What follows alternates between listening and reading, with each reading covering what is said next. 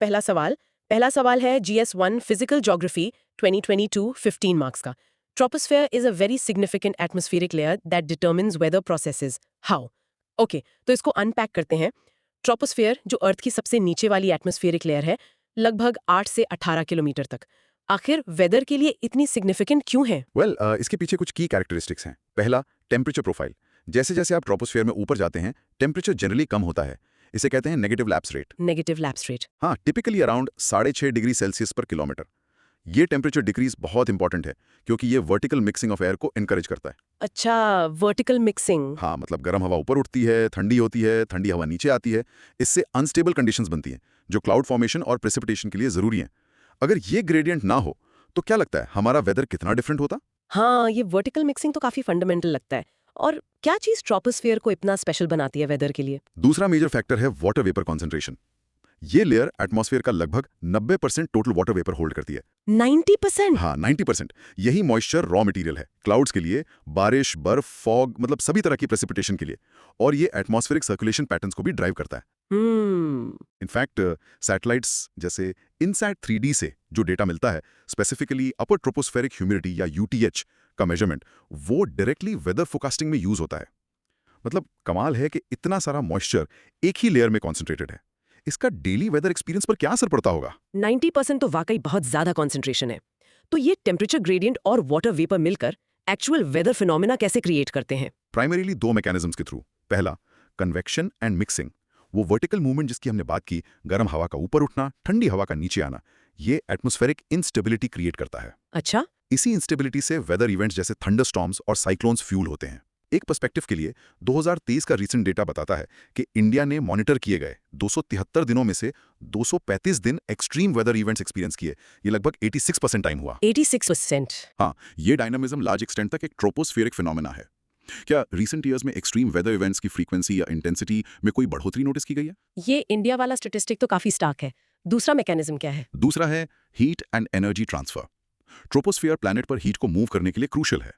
INSAT 3D और 3R जैसे satellites इसको मॉनिटर करने में हेल्प करते हैं, outgoing long wave radiation OLR measure करके, जिससे टेम्परेचर वेरिएशंस का पता चलता है। और इस लेयर के अंदर लैंड सरफेस और एटमॉस्फेयर के बीच के इंटरेक्शंस भी लोकल और रीजनल वेदर पैटर्न्स को सिग्निफिकेंटली इन्फ्लुएंस करते हैं। और क्लाइमेट चेंज का इस ऑलरेडी डायनामिक लेयर पर क्या असर पड़ रहा है? असर बिल्कुल मेजरेबल है। For instance, tropopause height changes.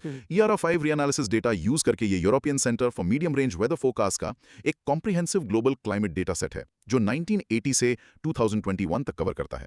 Scientist ने ऑब्जर्व किया है कि ट्रॉपिकल ट्रोपोपॉज की हाइट हर डेकेड में लगभग 0.06 किलोमीटर बढ़ रही है। हर डेकेड में। हाँ। और साथ ही टेम्परेचर ट्रेंड्स उसी डेटा में दिखाते हैं कि 2006 से 2021 के बीच लगभग 0.10 केल्विन पर डेकेड का वार्मिंग ट्रेंड है। ये चेंजेस डेफिनेटली वेदर पैटर्न्स को अफेक्ट कर रहे हैं। और इसके कॉन्सिक्वेंसेस हम देख रहे हैं। 2023 में इंडिया में जो एक्सट्रीम वेदर इवेंट्स हुए, उनमें 2923 रिपोर्टेड डेथ्स हुई और 1.84 मिलियन हेक्टेयर्स क्रॉपलैंड अफेक्ट हुआ। इससे यह पता चलता है कि IONSAT जैसे टूल से ट्रोपोपॉज को मॉनिटर करना, वेदर फोरकास्टिंग और क्लाइमेट चेंज इंपैक्ट्स को समझने दोनों के लिए कितना एसेंशियल है। तो Q1 को क्विकली रिकैप करें तो ट्रोपोस्फियर वेदर को ड्राइव करता है अपने यूनिक नेगेटिव लैप्स रेट की वजह से, जो मिक्सिंग प्रमोट करता है, उसके हाई वाटर वेपर कॉन्सेंट्रेशन से जो प्रेसिपिटेशन फ्यूल करता है, और उसके हीट ट्रांसफर में रोल की वजह से। और क्रूशली ये एक डायनामिक लेयर है जो क्लाइमेट चेंज से एक्टिवली ऑल्टर हो रही है, जिसके टैंजिबल इम्पैक्ट्स हैं जैसे कि इंक्रीज्ड एक्सट्रीम वेदर इवेंट्स। चलिए अगले सवाल पर चलते हैं। ये है GS1 फिजिकल ज्योग्राफी 2016 12.5 मार्क्स है। Discuss the concept of air mass and explain its role in macroclimatic changes. तो ये एयर मास आखिर होता क्या है और ये बड़े स्केल पर क्लाइमेट को कैसे इन्फ्लुएंस करता है? एक एयर मास एसेंशियली हवा का एक बहुत बड़ा वॉल्यूम होता है, हजारों स्क्वायर किलोमीटर्स में फैला हुआ, जिसमें टेम्परेचर और ह्यूमिडिटी हॉरिजॉन्टली काफी यूनिफॉर्म रहते हैं। Horizontally uniform? हाँ, ये तब बनता है जब हवा किसी बड़े यूनिफॉर्म सरफेस, जिसे सोर्स रीजन कहते हैं, जैसे कि एक बड़ा ओशन एरिया या बड़ा कॉन्टिनेंटल प्लेन पर काफी टाइम तक स्टेशनरी रहती है और उस सरफेस की टेम्परेचर और मॉइस्चर कैरेक्टरिस्टिक्स अक्वायर कर लेती है।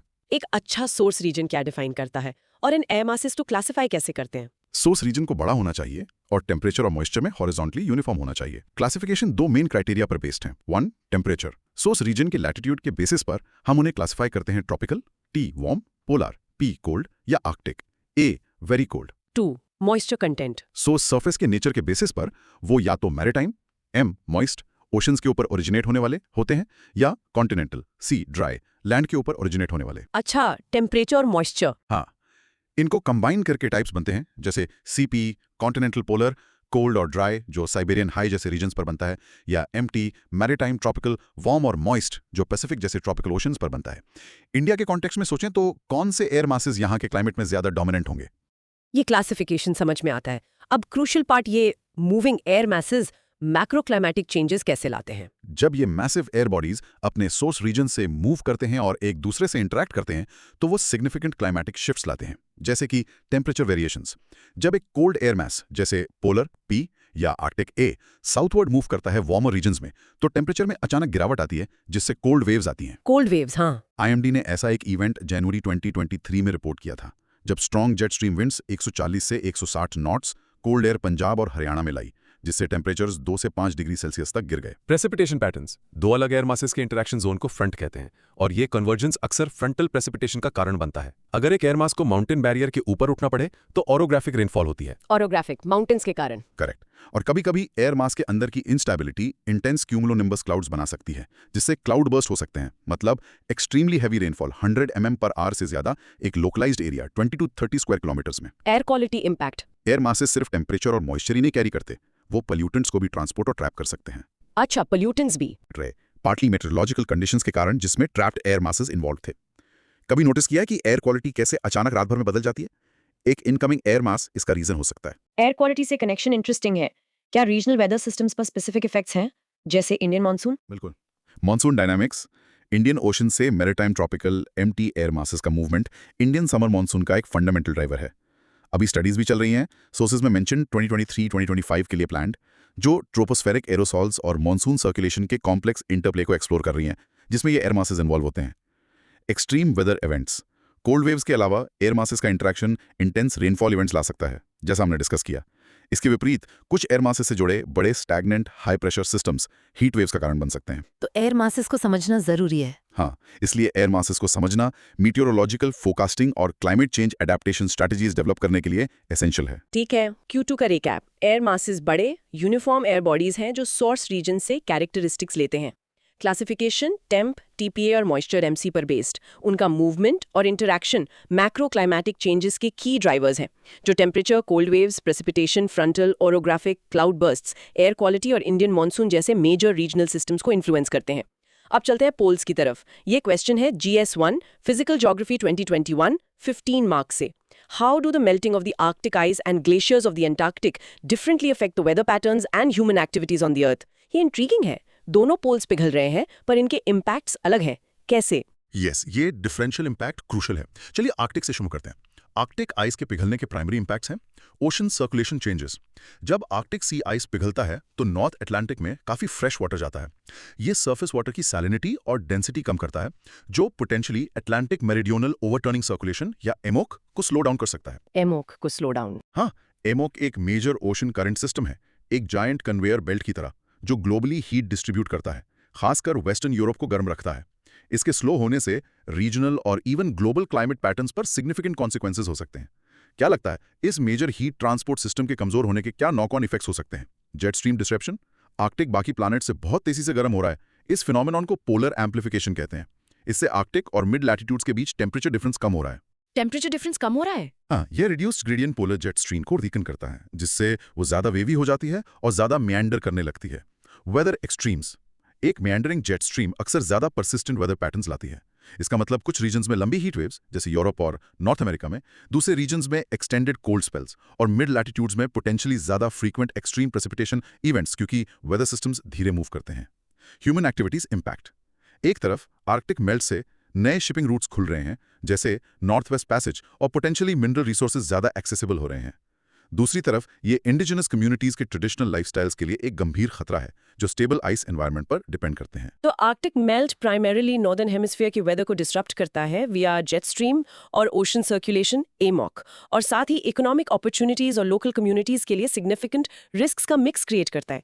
एंटार्क्टिक का क्या, उसका मेल्ट कैसे डिफरेंट है? एंटार्क्टिक का इंपैक्ट प्रोफाइल अलग है। Ocean current modifications, Antarctic ice का पिघलना खासकर मैसिव आइस शेल्फ से सदर्न ओशन में ठंडा फ्रेश वाटर रिलीज करता है।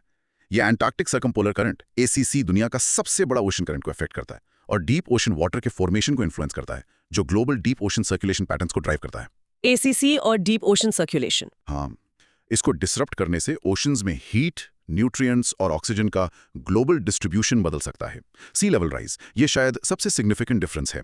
एंटार्क्टिक आइस शीट्स बहुत बड़े लैंड बेस्ड आइस मासेस हैं, जबकि आर्कटिक सी आइस का पिघलना सिग्निफिकेंटली सी लेवल नहीं बढ़ाता। जैसे ग्लास में आइस क्यूब्स पिघलते हैं, एंटार्क्टिक लैंड आइस का पिघलना ओशंस में vast amount of water add करता है, जो आर्कटिक मेल्ट से कहीं ज्यादा significantly global sea level rise में कंट्रीब्यूट करता है। Land ice versus sea ice. हाँ, करेक्ट। ये दुनिया भर के कोस्टल कम्युनिटीज और इंफ्रास्ट्रक्चर के लिए बड़ा थ्रेट है। क्यों लगता है कि लैंड आइस पिघलने से सी लेवल बढ़ता है जबकि सी आइस पिघलने से नहीं? की डिस्प्लेसमेंट में है। Marine ecosystem changes. Southern ocean का इकोसिस्टम बहुत फाइनली ट्यून्ड है। मेल्ट वाटर से सैलिनिटी और टेम्परेचर में चेंजेस क्रिल पॉपुलेशंस को डिसरप्ट कर सकते हैं, जो एंटार्क्टिक फूड वेब का बेस है। इससे पेंगुइन्स, सील्स, व्हेल्स और दूसरे वाइल्ड लाइफ पर असर पड़ता है। Human activities impact. Antarctic melt वहां बेस्ड साइंटिफिक रिसर्च ऑपरेशंस को इफेक्ट करता है। ये टूरिज्म पैटर्न्स को इन्फ्लुएंस कर सकता है और रीजन में टेरिटोरियल क्लेम्स से रिलेटेड पोटेंशियल जियोपॉलिटिकल टेंशंस को बढ़ा सकता है। समझ गई। तो अंटार्कटिक मेल्ट के मेजर इंपैक्ट्स हैं ग्लोबल सी लेवल राइज पर, सदर्न ओशन करंट्स जैसे ACC पर, डीप ओशन सर्कुलेशन और मरीन इकोसिस्टम्स पर, साथ ही साइंस और जियोपॉलिटिक्स के लिए इम्प्लीकेशंस। बिल्कुल। दोनों पोल्स पर ये asymmetric melting different adaptation strategies मांगती हैं। आर्कटिक काउंसिल और अंटार्कटिक ट्रीटी सिस्टम जैसे इंटरनेशनल फ्रेमवर्क्स इन चेंजेस को मैनेज करने में रोल प्ले करते हैं। लेकिन अल्टीमेटली मिटिगेशन मतलब ग्रीन हाउस गैस एमिशंस कम करना और अडेप्टेशन के लिए ग्लोबल एफर्ट्स क्रूशियल हैं इन पोलर इंपैक्ट्स को एड्रेस करने के लिए। Q3 को ब्रीफली समराइज करूं तो आर्कटिक मेल्ट नॉर्दर्न हेमिस्फीयर के वेदर को हेविली इन्फ्लुएंस करता है वाया जेट स्ट्रीम और AMOC। इकोनॉमिक पॉसिबिलिटीज और रिस्क्स दोनों क्रिएट करता है। Antarctic melt global sea level rise का बड़ा ड्राइवर है। ACC और डीप ओशन सर्कुलेशन को इम्पैक्ट करता है, यूनिक मरीन इकोसिस्टम्स को थ्रेटन करता है और साइंटिफिक और जियोपॉलिटिकल लैंडस्केप्स को अफेक्ट करता है। अब इंडियन ज्योग्राफी पे फोकस करते हैं। ये क्वेश्चन है GS1 इंडियन ज्योग्राफी 2020 10 मार्क्स का। How will the melting of Himalayan glaciers have a far reaching impact on the water resources of India? Himalayas, जिन्हें थर्ड पोल भी कहते हैं, उनके पिघलते ग्लेशियर्स का इंडिया के वाटर रिसोर्सेज पर क्या असर होगा? इंडीड, यह इंडिया की वाटर सिक्योरिटी के लिए एक क्रिटिकल इशू है जिसके मल्टी फैसेटेड इंपैक्ट्स हैं। चलिए इसको ब्रेक डाउन करते हैं। Impact on river systems and water availability. Himalayan glaciers north India की मेजर रिवर सिस्टम्स को फीड करते हैं, लेकिन उनका कंट्रीब्यूशन काफी वेरी करता है। एस्टिमेट के मुताबिक इंडस बेसिन के लिए ये करीब 41% है, लेकिन गैंजेस के लिए काम 13% के आसपास और ब्रह्मपुत्रा के लिए भी 16% है। इंडस के लिए 41% काफी ज्यादा है। हाँ, इस डिपेंडेंसी में डिफरेंस का मतलब है कि ग्लेशियल मेल्ट के प्रति वल्नरेबिलिटी भी इन बेसिन्स में अलग-अलग है। इन नंबर्स के बेसिस पर कौन सा बेसिन सबसे ज्यादा वल्नरेबल लगता है?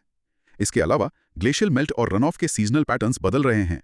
इससे ट्रेडिशनल एग्रीकल्चरल साइकिल्स डिसरप्ट हो रहे हैं, खासकर विशाल इंडो गैंजेटिक प्लेन्स में, जिससे इन नदियों पर डिपेंडेंट लाखों लोगों की वाटर अवेलेबिलिटी अफेक्ट हो रही है।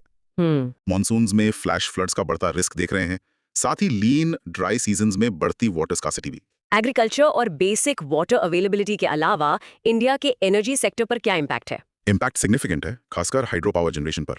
फाइनेंशियल ईयर 2023-24 का रीसेंट डेटा दिखाता है कि इंडिया का हाइड्रो इलेक्ट्रिक पावर आउटपुट 16.3% कम हुआ। 16.3%? हाँ, इस डिक्लाइन को इरेगुलर रेनफॉल पैटर्न्स और नेचुरल डिजास्टर्स से लिंक किया गया है, जिनमें से कई क्लाइमेट चेंज से एग्जैजरबेट हो सकते हैं, जो हिमालयास को अफेक्ट कर रहा है। इंडिया के एम्बिशियस प्लान्स हैं अपनी हाइड्रो पावर कैपेसिटी बढ़ाने के, लगभग 42 गीगावाट से पोटेंशियली 67 गीगावाट तक बाय 2031-32। लेकिन मेल्टिंग ग्लेशियर्स और उसके कारण ऑल्टर्ड रिवर फ्लोज इस एनर्जी सिक्योरिटी विजन के लिए एक गंभीर खतरा हैं। एग्जिस्टिंग प्रोजेक्ट्स पर भी असर पड़ता होगा? बिल्कुल, एग्जिस्टिंग और फ्यूचर दोनों प्रोजेक्ट्स की ऑपरेशनल एफिशिएंसी और लॉन्ग टर्म वायबिलिटी इफेक्ट हो सकती है। कैसे inconsistent water flow hydro power generation को चैलेंज करता है। टरबाइन ऑपरेशन के बारे में सोचिए। ये तो फ्यूचर एनर्जी प्लान्स के लिए बड़ा चैलेंज है। इसके ब्रॉडर सोशियो इकोनॉमिक और एनवायरमेंटल इम्प्लीकेशंस क्या है? वो काफी हैं। सोशियो इकोनॉमिक, नॉर्दर्न प्लेन्स में एग्रीकल्चरल प्रोडक्टिविटी कम होने से फूड सिक्योरिटी पर सीधा असर पड़ सकता है। Glacial lake outburst floods GLOFs का रिस्क भी बढ़ रहा है। GLOFs? हाँ, ये तब होते हैं जब मेल्टिंग ग्लेशियर से बनी लेक्स अपने नेचुरल डैम्स तोड़ देती हैं और डाउनस्ट्रीम कम्युनिटीज और इंफ्रास्ट्रक्चर को तबाह करने वाली फ्लड्स भेजती हैं। एनवायरमेंटल, मेल्टिंग से लोकल इकोसिस्टम्स और बायोडाइवर्सिटी पर असर पड़ रहा है। हाई एल्टीट्यूड फ्लोरा और फौना जो स्पेसिफिक कोल्ड कंडीशंस के अडेप्टेड हैं, वो पर्टिकुलरली वनरेबल है। इन गंभीर इम्पैक्ट्स को देखते हुए इस चैलेंज से निपटने के लिए क्या किया जा रहा है या क्या किया जा सकता है? अडेप्टेशन और मिटिगेशन स्ट्रैटेजीज का कॉम्बिनेशन जरूरी है। इसमें शामिल है climate resilient water management systems implement करना, रिड्यूस्ड ग्लेशियर स्टोरेज को कॉम्पनसेट करने के लिए alternative water storage mechanisms develop करना, जैसे रेन वाटर हार्वेस्टिंग या स्मॉल चेक डैम्स बनाना, वाटर एफिशिएंट एग्रीकल्चरल प्रैक्टिसेस और क्रॉप डाइवर्सिफिकेशन को प्रमोट करना ताकि कांस्टेंट रिवर फ्लो पर डिपेंडेंसी कम हो, और गवर्नमेंट इनिशिएटिव्स का इफेक्टिव इंप्लीमेंटेशन क्रूशल है। की प्रोग्राम्स में national mission for sustaining Himalayan ecosystem NMSHE और नेशनल वाटर मिशन शामिल हैं, जिनका aim integrated water resource management और हिमालयाज में इकोसिस्टम हेल्थ को प्रमोट करना है। Q4 का रिकैप। पिघलते Himalayan glaciers, third pole, India के वाटर रिसोर्सेज को क्रिटिकली इंडेंजर करते हैं। इसके मैनिफेस्टेशंस हैं altered river flows, Indus, Ganges, Brahmaputra के लिए अलग डिपेंडेंसी, डिसरप्टेड एग्रीकल्चर, बढ़ते फ्लड, GLOF सहित और scarcity risks, reduced hydro potential FY24 drop में देखा गया, और फूड सिक्योरिटी और बायोडाइवर्सिटी को थ्रेट्स। सॉल्यूशंस के लिए एडेप्टेशन चाहिए, जैसे resilient water management, alternative storage, efficient agriculture, जो NMSHA जैसे नेशनल मिशन से सपोर्टेड हो। चलिए स्कोप को फिर से ब्रॉडन करते हैं अगले क्वेश्चन के साथ। GS1 physical geography 2017 10 marks. How does the cryosphere affect global climate? हमने इसके पार्ट्स पहले टच किए हैं, बट लेट्स कंसोलिडेट। पूरा क्रायोस्फीयर आइस शीट्स, ग्लेशियर्स, सी आइस, पर्माफ्रॉस्ट अर्थ के क्लाइमेट को कैसे रेगुलेट करता है? क्रायोस्फीयर कई तरीकों से एक ग्लोबल थर्मोस्टेट की तरह काम करता है। मेन मैकेनिज्म्स हैं एल्बिडो इफेक्ट, ये शायद सबसे डायरेक्ट इन्फ्लुएंस है। आइस और स्नो की वाइट सर्फेसेस हाईली रिफ्लेक्टिव होती हैं। इनकमिंग सोलर रेडिएशन का 90% तक स्पेस में वापस रिफ्लेक्ट कर देती हैं। 90% तक रिफ्लेक्ट? हाँ, ये रिफ्लेक्टिविटी या एल्बिडो प्लैनेट पर एक सिग्निफिकेंट कूलिंग इफेक्ट डालती है। क्या लगता है, जब ये रिफ्लेक्टिव सरफेस श्रिंक करती है तो ग्लोबल टेम्परेचर का क्या होता है? जैसे ही आइस पिघलती है, वो नीचे के डार्कर सर्फेसेस, ओशन वाटर या लैंड को एक्सपोज करती हैं, जो बहुत ज्यादा सोलर एनर्जी अब्सॉर्ब करती हैं। इससे फर्दर वार्मिंग होती है, जो और मेल्टिंग का कारण बनती है। एक dangerous positive feedback loop create होता है। Positive feedback loop? हाँ, श्रिंकिंग क्रायोस्फीयर के कारण रिफ्लेक्टिव सर्फेसेस का लॉस एम्प्लीफाइड वार्मिंग का एक मेजर ड्राइवर है। Heat exchange and distribution. Cryosphere climate को हीट एक्सचेंज के थ्रू भी रेगुलेट करता है, प्राइमरीली आइस और ओशन के इंटरेक्शंस के जरिए। जैसे सी आइस का बनना और पिघलना ओशन करंट्स को इन्फ्लुएंस करता है, जिसमें लार्ज स्केल थर्मोहेलाइन सर्कुलेशन, जिसे अक्सर ग्लोबल ओशन कन्वेयर बेल्ट कहते हैं, शामिल है, जो हीट को इक्वेटर से पोल्स की तरफ ट्रांसपोर्ट करता है। तो हाई रिफ्लेक्टिविटी, एल्बिडो और हीट डिस्ट्रीब्यूशन को इन्फ्लुएंस करना कोर रेगुलेटरी फंक्शंस हैं। क्रायोस्फीयर के लगातार श्रिंक होने से ग्लोबल सिस्टम्स पर क्या इम्पैक्ट पड़ता है? इम्पैक्ट्स वाइड स्प्रेड और इंटरकनेक्टेड हैं। Sea level rise, land based ice, glaciers और आइस शीट्स का पिघलना डायरेक्टली ओशंस में वाटर ऐड करता है, जिससे ग्लोबली सी लेवल्स राइज होते हैं। सिर्फ 2000 और 2023 के बीच दुनिया भर के ग्लेशियर्स ने अनुमानित 6,542 बिलियन टन्स आइस लूज की है। 6,542 बिलियन टन्स। हाँ, इस मास लॉस ने उस पीरियड में ग्लोबल सी लेवल राइज में लगभग 18 mm कंट्रीब्यूट किया। ग्लेशियर से एवरेज एनुअल लॉस अभी करीब 273 बिलियन टन्स है, जो हर साल लगभग 0.75 mm सी लेवल राइज में ट्रांसलेट होता है, सिर्फ ग्लेशियर से। ये नंबर्स इशू के स्केल को हाईलाइट करते हैं। ओशन सर्कुलेशन, जैसा हमने आर्कटिक और अंटार्कटिक मेल्ट के साथ डिस्कस किया, मेल्टिंग आइस से large influx of fresh water ocean salinity और डेंसिटी को ऑल्टर करता है। ये AMOC और थर्मोहेलियन सर्कुलेशन जैसे मेजर ओशन करंट्स को डिसरप्ट कर सकता है, जिसके potential knock on effects global weather patterns और मरीन इकोसिस्टम्स पर हो सकते हैं। क्या हम इन चेंजेस के स्पेसिफिक रीजनल एग्जांपल्स देख सकते हैं? हाँ, डेटा क्लियर रीजनल इम्पैक्ट्स दिखाता है। आर्कटिक चेंजेस मार्च 2025 में Arctic winter sea ice extent record low source data के अनुसार 14.33 मिलियन स्क्वायर किलोमीटर्स तक पहुंच गया। ये 1981-2010 एवरेज से 1.31 मिलियन स्क्वायर किलोमीटर्स काफी कम था। ऐसे रिडक्शंस नॉर्दर्न हेमिस्फीयर के वेदर पैटर्न्स को डायरेक्टली इंपैक्ट करते हैं। हिमालयन ग्लेशियर स्टेटस, यहाँ पिक्चर थोड़ी वेरिड है। जैसे हिमाचल प्रदेश में Gepang Gath glacier significant negative mass balance दिखा रहा है, मतलब आइस मास लूज कर रहा है। लेकिन कराकोरम रीजन के ग्लेशियर्स ने रिसेंट ईयर्स में रिलेटिव स्टेबिलिटी दिखाई है। अच्छा, कराकोरम में स्टेबल? हाँ, रिलेटिवली स्टेबल। ये रीजनल वेरिएबिलिटी इंपॉर्टेंट है। ये हाईलाइट करती है कि मेल्ट रेट्स लोकल फैक्टर्स से भी इन्फ्लुएंस होते हैं, ग्लोबल वार्मिंग के साथ साथ। इन ग्लोबल इम्पैक्ट्स का सामना करते हुए क्या एफर्ट्स चल रहे हैं? वार्मिंग के लिए इंप्लीमेंट करने की अर्जेंसी को एम्फसाइज करता है। इसके अलावा इंटरनेशनल मॉनिटरिंग एफर्ट्स क्रूशियल हैं। Monitoring efforts? हाँ, जैसे क्रायोस्फीयर मॉनिटरिंग प्रोग्राम CMP और वर्ल्ड म्यूचुअलॉजिकल ऑर्गेनाइजेशन का ग्लोबल क्रायोस्फीयर वॉच GCW इन रैपिड चेंजेस को ट्रैक करने और पॉलिसी मेकर्स को इन्फॉर्म करने और ग्लोबल क्लाइमेट एक्शन को गाइड करने में वाइटल रोल्स प्ले करते हैं। तो Q5 का रिकैप, क्रायोस्फीयर ग्लोबल क्लाइमेट को मेनली एल्बिडो इफेक्ट, रिफ्लेक्शन से कूलिंग और ओशन करंट्स, थर्मोहेलाइन सर्कुलेशन के थ्रू हीट डिस्ट्रीब्यूशन को इन्फ्लुएंस करके रेगुलेट करता है। इसका श्रिंक होना एल्बिडो कम करता है, फीडबैक वार्मिंग, सी लेवल राइज में सिग्निफिकेंटली कंट्रीब्यूट करता है 18 mm ग्लेशियर से 2023 और ओशन सर्कुलेशन को डिसरप्ट करता है। हम ये रीजनली रिकॉर्ड लो आर्कटिक सी आइस और हिमालयाज में वेरिड पर चिंताजनक मेल्ट पैटर्न्स में देखते हैं। इसे एड्रेस करने के लिए global climate action, Paris agreement और रोबस्ट मॉनिटरिंग CMP GCW की जरूरत है। हमारा आखिरी सवाल इस डिस्कशन के लिए GS1 इंडियन ज्योग्राफी 2014 10 मार्क्स से है। Bring out the relationship between the shrinking Himalayan glaciers and the symptoms of climate change in the Indian subcontinent. और एम्पलीफायर है, इस पर फोकस कर रहा है। एग्जैक्टली यहाँ हम फीडबैक लूप पर फोकस करेंगे।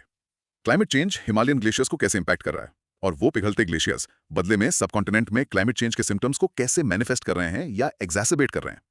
Impact of climate change on Himalayan glaciers. Accelerated melting global warming primary driver है। बढ़ते टेम्परेचर्स और ऑल्टर्ड प्रेसिपिटेशन पैटर्न्स ग्लेशियर्स को एक्सेलरेटेड रेट पर पिघला रहे हैं। कुछ स्टडीज प्रोजेक्ट करती हैं कि हिमालयन ग्लेशियर्स 21वीं सेंचुरी तक अपना 75% वॉल्यूम लूज कर सकते हैं अगर वार्मिंग अनचेक्ड चलती रही। 75% तक? हाँ, ये रैपिड रिट्रीट अलार्मिंग है। टेम्परेचर एनॉमलीज हम डायरेक्ट एविडेंस देखते हैं। इंडिया ने 1901 के बाद अपना सेकेंड वार्मेस्ट ईयर 2023 में रिकॉर्ड किया। एनुअल मीन टेम्परेचर 1981-2010 एवरेज से 0.65 डिग्री सेल्सियस ऊपर था। ये sustained heat directly glacial vice को पिघला रही है। Precipitation changes climate change precipitation patterns को भी डिसरप्ट करता है। सोर्स अनयूजुअल कंडीशंस मेंशन करता है, जैसे फरवरी 2025 में रिकॉर्ड लो मिनिमम टेम्परेचर्स के साथ बिलो एवरेज रेनफॉल। कॉन्टेक्स्ट थोड़ा मिक्स लगता है पर पॉइंट डिस्ट्रप्शन का है। चेंजेस जैसे कम स्नोफॉल जो ग्लेशियर्स बनाता है या हायर एल्टीट्यूड्स पर बर्फ की जगह ज्यादा बारिश होना, ये डायरेक्टली ग्लेशियल हेल्थ को इम्पैक्ट करते हैं। आइस अक्यूमुलेशन और अब्लेशन मेल्टिंग के बीच का बैलेंस अफेक्ट करते हैं। कम बर्फ गिरना लेकिन ज्यादा गर्म तापमान का होना, ये ग्लेशियर्स के सर्वाइवल के लिए डबल वार्मिंग कैसे क्रिएट कर सकता है। तो क्लाइमेट चेंज क्लियरली ग्लेशियर्स को श्रिंक कर रहा है। ये श्रिंकेज फिर इंडियन सबकॉन्टिनेंट में क्लाइमेट चेंज के सिम्टम्स के रूप में कैसे मैनिफेस्ट होता है? मैनिफेस्टेशंस बहुत सारे हैं और इंटरकनेक्टेड हैं। हाइड्रोलॉजिकल इंपैक्ट जैसा पहले डिस्कस किया, हम इंडस, गैंजीज और ब्रह्मपुत्र जैसी मेजर रिवर्स के फ्लो पैटर्न्स में बदलाव देखते हैं। इनिशियली एक्सेलरेटेड मेल्ट से फ्लो बढ़ सकता है, लेकिन लॉन्ग टर्म प्रोग्नोसिस है कि ग्लेशियल सोर्स कम होने से फ्लो कम हो जाएगा। GLOFs का बढ़ता रिस्क रैपिड मेल्ट का डायरेक्ट सिम्टम है जो अनस्टेबल ग्लेशियल लेक्स क्रिएट करता है। GLOFs का रिस्क? हाँ, एग्रीकल्चर और ड्रिंकिंग वाटर सप्लाईज के लिए वाटर अवेलेबिलिटी में डिस्ट्रप्शन भी एक क्लियर मैनिफेस्टेशन है जो लाखों लोगों द्वारा महसूस किया जाता है। मॉनसून वेरिएशंस लिंक कॉम्प्लेक्स है, लेकिन बढ़ते एविडेंस सजेस्ट करते हैं कि हिमालयाज में चेंजेस इंडियन मॉनसून को इन्फ्लुएंस कर सकते हैं। सोर्स एक अर्ली मॉनसून ऑनसेट का एग्जांपल नोट करता है, May 24, 2025, 8 दिन पहले। मोर ब्रॉडली एराटिक रेनफॉल डिस्ट्रीब्यूशन उन वर्षों में भी जब ओवरऑल रेनफॉल फोरकास्ट नॉर्मल लगता है, जैसे mentioned 106% LPA forecast, land mass और ओशंस के बीच बदलते टेम्परेचर ग्रेडियंट से लिंक्ड हो सकता है, जो हिमालयाज में स्नो कवर और ग्लेशियर एक्सटेंट जैसे फैक्टर से इन्फ्लुएंस होते हैं। और फीडबैक मैकेनिज्म्स और फ्यूचर इम्प्लीकेशंस क्या हैं? क्या मेल्ट खुद रीजनल क्लाइमेट चेंज को वर्सन करता है? हाँ, फीडबैक लूप्स हैं। रीजनल वेदर पैटर्न्स, ग्लेशियर्स और स्नो कवर का लॉस रीजनल टेम्परेचर और प्रेशर पैटर्न्स को बदलता है। ये लोकली एक्सट्रीम वेदर इवेंट्स की फ्रीक्वेंसी और इंटेंसिटी बढ़ा सकता है। विशाल हिंदू को हिमालयन रीजन द्वारा प्रदान किया गया ओवरऑल थर्मल रेगुलेशन डिस्टर्ब होता है, जो माइक्रोक्लाइमेट्स और रीजनल वेदर सिस्टम्स को इंपैक्ट करता है। सोशियो इकोनॉमिक कॉन्सिक्वेंसेस अरबों के लिए वाटर सिक्योरिटी को खतरा, हाइड्रो पावर जनरेशन पर इम्पैक्ट्स और ट्रेडिशनल एग्रीकल्चर के लिए चैलेंजेस, ये सिर्फ कॉन्सिक्वेंसेज नहीं है बल्कि सिम्टम्स भी हैं कि क्लाइमेट चेंज रीजन की एनवायरमेंटल स्टेबिलिटी को प्रोफाउंडली ऑल्टर कर रहा है, जो ग्लेशियर मेल्ट से एम्पलीफाई हो रहा है। तो ये वाकई एक विशिष्ट साइकिल जैसा ऑपरेट करता है। बिल्कुल, ये एक इंट्रिकेट रिलेशनशिप है। Shrinking Himalayan glaciers global climate change का एक क्लियर सिम्टम भी है और इंडियन सबकॉन्टिनेंट के अंदर उसके इम्पैक्ट्स का एम्पलीफायर भी। ये इमीडिएट अटेंशन की क्रिटिकल नीड को अंडरस्कोर करता है through robust climate adaptation strategies और concerted global efforts to meet climate targets like those in the Paris agreement इस वाइटल रीजन को स्टेबलाइज करने के लिए। Q6 का रिकैप, रिलेशनशिप टू वे स्ट्रीट है। क्लाइमेट चेंज बढ़ते temps, altered precipitation, accelerated Himalayan glacier melt का कारण बनता है। 2000 तक 75% वॉल्यूम लॉस प्रोजेक्टेड। ये श्रिंकिंग बदले में सबकॉन्टिनेंट में क्लाइमेट चेंज सिम्टम्स मैनिफेस्ट करता है। Altered river flows, higher GLOF risks, water scarcity, potentially more erratic monsoons, enhanced extreme weather और major socio economic threats, water food security, hydro power. ये एक critical feedback loop है जो urgent climate action की मांग करता है। तो ये क्रायोस्फीयर से रिलेटेड कुछ इंपॉर्टेंट UPSC क्वेश्चंस पर हमारा डिस्कशन था। हमने देखा कि कैसे ट्रोपोस्फीयर अपनी यूनिक लैप्स रेट और वाटर वेपर कॉन्सेंट्रेशन से वेदर को ड्राइव करता है। एयर मासेस टेम्परेचर और मॉइस्चर से क्लासिफाइड अपने मूवमेंट और इंटरैक्शन से मैक्रो क्लाइमेट को शेप करते हैं। आर्कटिक और अंटार्कटिक मेल्ट के डिस्टिंक्ट ग्लोबल इंपैक्ट्स हैं। Ocean circulation, amok versus ACC, सी लेवल, वेदर और ह्यूमन एक्टिविटीज पर। हिमालयन ग्लेशियर मेल्ट इंडिया के water resources, agriculture, energy security और सेफ्टी GLOFs के लिए क्रिटिकल चैलेंज है। Cryosphere as a whole global climate को albedo effect और हीट डिस्ट्रीब्यूशन से रेगुलेट करता है, लेकिन तेजी से श्रिंक हो रहा है। श्रिंकिंग हिमालयन ग्लेशियर्स और इंडियन सबकॉन्टिनेंट में क्लाइमेट चेंज सिम्टम्स के बीच एक स्ट्रॉन्ग फीडबैक लूप है। एग्जैक्टली ये सभी टॉपिक्स डीपली इंटरकनेक्टेड है, जो अर्थ के सिस्टम्स की कॉम्प्लेक्सिटी और सेंसिटिविटी को इलस्ट्रेट करते हैं, खासकर क्लाइमेट चेंज के प्रति। इन डायनामिक्स को समझना सिर्फ एग्जाम्स के लिए ही वाइटल नहीं है, ये हमारे आसपास हो रहे प्रोफाउंड एनवायरमेंटल चेंजेस और उनके सोसाइटीज पर ग्लोबली इंप्लीकेशंस को समझने के लिए क्रूशियल है। चलिए इसे एक क्विक फाइनल रिकॉल राउंड से रीइंफोर्स करते हैं। रिकॉल 1, ट्रोपोस्फेयर में हाइट के साथ टेम्परेचर डिक्रीज को क्या कहते हैं? Answer negative lapse rate. Recall 2, air mass classification में M और C क्या सिग्निफाई करते हैं? मैरीटाइम और कॉन्टिनेंटल। रिकॉल 3, कौन सा major ocean circulation system Arctic melt से सबसे ज्यादा डायरेक्टली इफेक्ट होता है? AMOC Atlantic meridional overturning circulation. Recall 4, कौन से पोल का melting global sea level rise में ज्यादा सिग्निफिकेंटली कंट्रीब्यूट करता है? एंटार्क्टिक। रिकॉल 5, मेंशन की गई 3 मेजर इंडियन रिवर्स के नाम बताइए जो हिमालयन ग्लेशियर्स से सिग्निफिकेंटली फीड होती हैं। Indus, Ganges, Brahmaputra. Recall 6, cryosphere earth को कूल करने का प्राइमरी मैकेनिज्म क्या है? Albedo effect. Recall 7, superside script. Acronym GLOF का क्या मतलब है? Glacier lake outburst flood. Himalayas में कौन से रीजन के ग्लेशियर्स रिलेटिव स्टेबिलिटी दिखा रहे थे जैसा मेंशन किया गया? कराकोरम। Excellent points. वो interconnectedness, atmospheric processes, polar regions और माउंटेन ग्लेशियर्स के बीच बिल्कुल फंडामेंटल है। आप सुनने वालों के लिए एक छोटा चैलेंज। आज डिस्कस किए गए क्वेश्चंस में से कोई एक चूज कीजिए और उसका आंसर कंसाइसली एक्सप्लेन करने की कोशिश कीजिए। शायद किसी दोस्त को सिर्फ 2 मिनट में। टीचिंग या एक्सप्लेन करना अपनी अंडरस्टैंडिंग को सॉलिडिफाई करने का एक फैंटास्टिक तरीका है। और आखिर में एक विचार जिसके साथ हम आपको छोड़ते हैं। क्रायोस्फीयर में जो हम रैपिड और कभी-कभी नॉन लीनियर चेंजेस देख रहे हैं, पोल से लेकर ऊंचे पहाड़ों तक, और उनके ग्लोबल सिस्टम्स जैसे ओशन करंट्स और वेदर पर प्रोफाउंड इंपैक्ट्स को देखते हुए, क्या हम अनुमानित से तेजी से अनफोर्सीन टिपिंग पॉइंट्स के करीब पहुंच रहे हैं? ऐसे पोटेंशियली अब्रप्ट शिफ्ट्स के लिए हमारी करंट एडेप्टेशन स्ट्रैटेजीज कितनी एडिक्वेट हैं? क्या एनहांस मॉनिटरिंग सफिशिएंट है, या इन क्रिटिकल फ्रोजन रीम्स को स्टेबलाइज करने की कोशिश के लिए ज्यादा प्रोएक्टिव, शायद ग्लोबली कोऑर्डिनेटेड इंटरवेंशंस की बढ़ती जरूरत है? ये वाकई सोचने के लिए एक सिग्निफिकेंट बात है। आज के डिस्कशन के लिए बस इतना ही। इस एक्सप्लोरेशन में शामिल होने के लिए धन्यवाद।